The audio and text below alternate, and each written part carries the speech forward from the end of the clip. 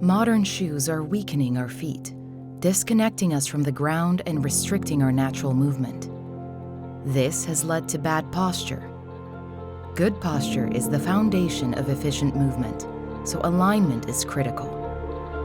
Sit less and move more. Let gravity do its thing, and let your feet serve as an anchor for improved balance. When you're ready, take the natural posture and those well-connected feet for a walk. Always walk before you run. Stand tall. Soften your knees. Relax your shoulders. Keep your strides short. And remember, heel stroke, not strike. Over the next few weeks, every step will rebuild your natural strength, feeling, and mobility. The transition back to strong, healthy feet takes time, and this is your first step.